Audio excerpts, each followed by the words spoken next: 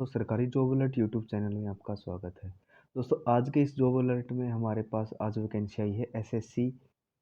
ये है staff selection commission SSC junior engineer JE की जो भी वैकेंसी है एसएससी ने उनके लिए अपना नोटिफिकेशन जारी कर दिया है। दोस्तों यह जो नोटिफिकेशन है ये 26 तारीख को आया था, 26 जुलाई को, जिसकी फार्म भरने की आखिरी तिथि 16 अगस्त 16/8/2023 16 अगस्त रात के 11 बजे तक आप इसके लिए इन सभी पोस्टों के लिए फार्म भर सकते हैं।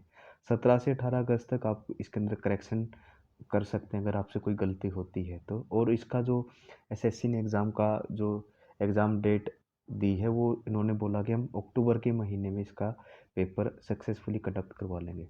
दोस्तों जो ये जूनियर इंजीनियर जेई की जो पोस्ट है ये 3 सब्जेक्टों में है, सिविल, मैकेनिकल और इलेक्ट्रिकल। इन पोस्टों के लिए यह एग्ज़ाम होगा जो भी।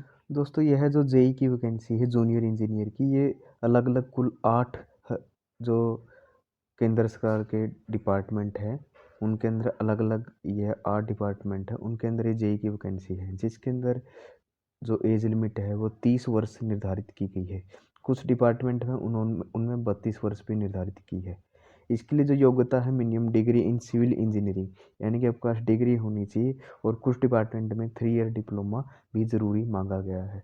तो हर डिपार्टमेंट की अलग अलग एलिजिबिलिटी है। जिस तरह बीआरओ के लिए आपके पास डिग्री होनी चाहिए, जिस तरह हमारा एक और डिपार्टमेंट है central public works department CPWD, इसके लिए उम्र है वो 32 वर्ष है, और इसके लिए कम से कम जो अनिवार्य योग्यता है डिप्लोमा इन सिविल इंजीनियरिंग होना चाहिए। ऐसे ही अगर इलेक्ट्रिकल का है तो डिप्लोमा इन इलेक्ट्रिकल इंजीनियरिंग होना चाहिए। इसी तरह हमारा सीडब्ल्यूसी है, सेंट्रल वाटर कमीशन है, डिपार्टमेंट ऑफ वाटर रिसोर्सेज है, फरक्का प्रोजेक्ट बराज है, यहाँ पे भी डिप्लोमा इन सिविल इंजीनियरिंग होना चाहिए। मैकेनिकल इंजीनियरिंग के मैकेनिकल डिग्री के लिए होना चाहिए। इलेक्ट्रिकल के इलेक्ट्रिकल का डिप्लोमा होना चाहिए। और यह जो आयु सीमा है उसके अंदर भी यह 30 वर्ष निर्धारित की है। इसी तरह आप स्क्रीन पे देख सकते हैं जो हमारे 7वां डिपार्टमेंट है ministry of port and shipping NTRO national technical research organisation, यहाँ पे भी डिप्लोमा और उम्र की सीमा 30 वर्षीय निर्धारित की है, जो कि एसएससी ने अपने नोटिफिकेशन में जारी किया गया है। आइए दोस्तों अब पदों की बात करते हैं। कुल यह जो पद है एसएससी ने निर्धारित की है इन डिपार्टमेंट के अंदर अलग अलग, तो यह कुल 1324 यह पूरे पद हैं जो इस वर्ष एसएससी अपने जूनियर इंजीनियर एग्ज़ाम के लिए नोटिफिकेशन डाला है। तो दोस्तों इस एग्ज़ाम के लिए आप अपनी तैयारी कर सकते हैं। और इसका इन्होंने पेपर पैटर्न, शेड्यूल, सिलेबस, क्या क्या एग्ज़ाम में आएगा क्या क्या नहीं आएगा, वो सब चीज़ें इन्होंने दे रखी हैं नोटिफिकेशन के अंदर। नोटिफिकेशन को अच्छे से चेक करें। जो मेन मेन पॉइंट्स है जो हम आपसे डिस्कस कर रहे हैं, जिस तरह हमने अभी एज का बताया है, एज 30 वर्ष निर्धारित की गई है, कुछ डिपार्टमेंट में 32 वर्ष निर्धारित की है। एलिजिबिलिटी की बताया मैंने कि कहीं पे डिप्लोमा रिक्वायरमेंट है, कहीं पे डिग्री रिक्वायरमेंट है। ऑलमोस्ट डिग्री वाले बच्चे भर सकते हैं। दोस्तों इसका जो अगर हम एप्लीकेशन फ़ीस की बात करें तो 100 रुपये इसकी फ़ीस है, और एसटी और एससी के लिए यह है free of cost without fees है। फीस को एग्जेम्प्ट किया हुआ है एसएससी ने।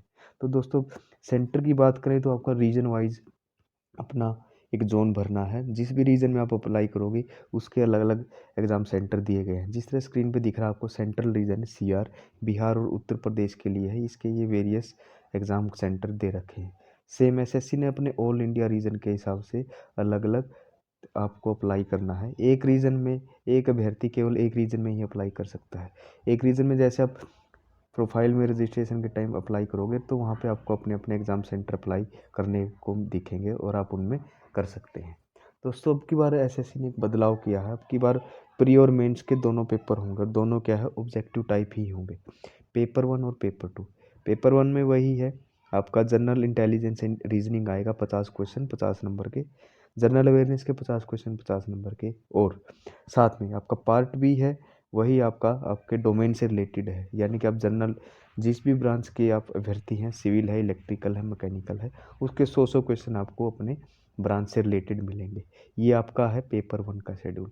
सेम पेपर 2 भी हमारा क्या है, सीबीटी ही रखा गया है। पहले यह है आपका सब्जेक्टिव होता था, अब की बार यह क्या है, सीबीटी रखा है, कंप्यूटर बेस्ड एग्ज़ाम है।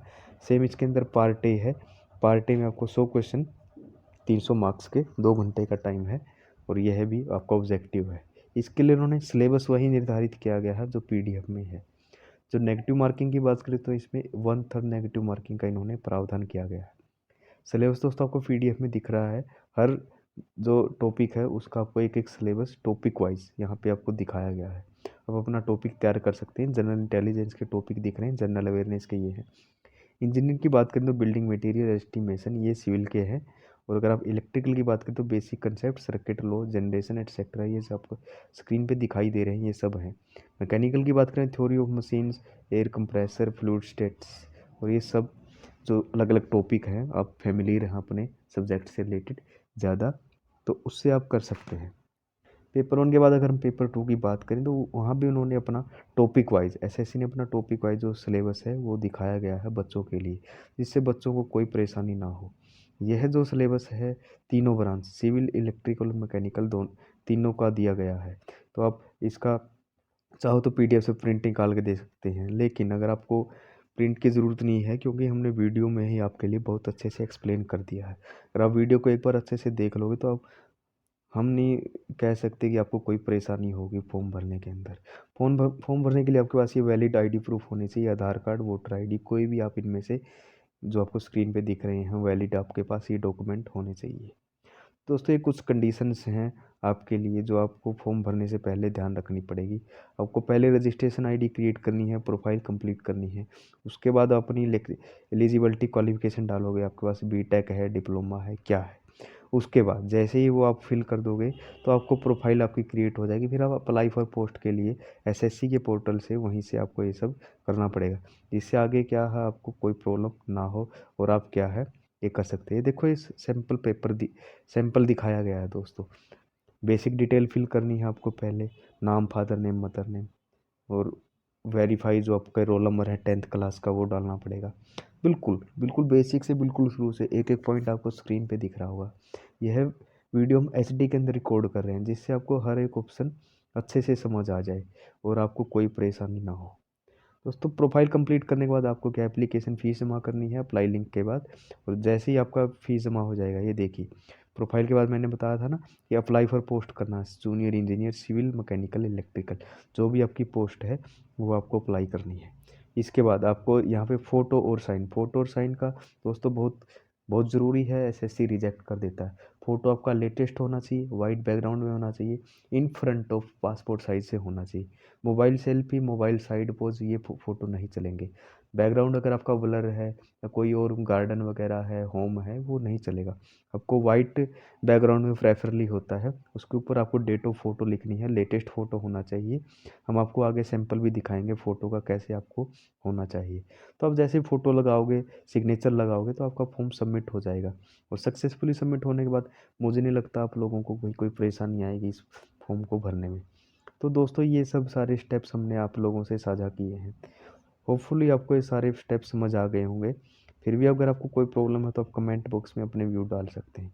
दोस्तों ये सैंपल है हमारे पास फ़ोटोग्राफ का, जो एक्सेप्टेबल आपको ग्रीन में मैंने लिख रखा वैलिड, ये वैलिड फ़ोटो है। देखो सामने से बिल्कुल दिखाई दे रहा है, आपके आँख, नाक, कान, बिल्कुल फेस पूरा क्लियर है।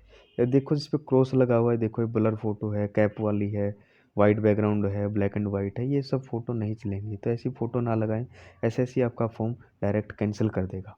तो दोस्तों गलती करने से बचें, इस वीडियो का यही उद्देश्य है कि आप गलती कम से कम करें, और एक बार अगर वीडियो देख लोगे तो आप बिल्कुल गलती होगी ही नहीं, इससे भी हम श्योर्ड हैं। तो दोस्तों ये सब चीज़ें आपको ध्यान में रखनी है, जिससे कि आपको कम से कम गलती हो और आप आपका जो फॉर्म है समय पे सबमिट हो जाए। तो दोस्तों एसएससी क्या है अपना लास्ट डेट नहीं बढ़ाएगी, नोटिफिकेशन में साफ साफ लिखा है कि आपको समय से पहले रहते रहते अगर साइट बिजी है, कोलिजन हो रहा है, तो उससे आपको बचना है। आज ही अपना फॉर्म अप्लाई करें। SSC junior engineer civil mechanical की ये पोस्टें हैं। वीडियो अच्छी लगे तो अपने दोस्तों में शेयर करें, लाइक करें, सब्सक्राइब करें। Thank you.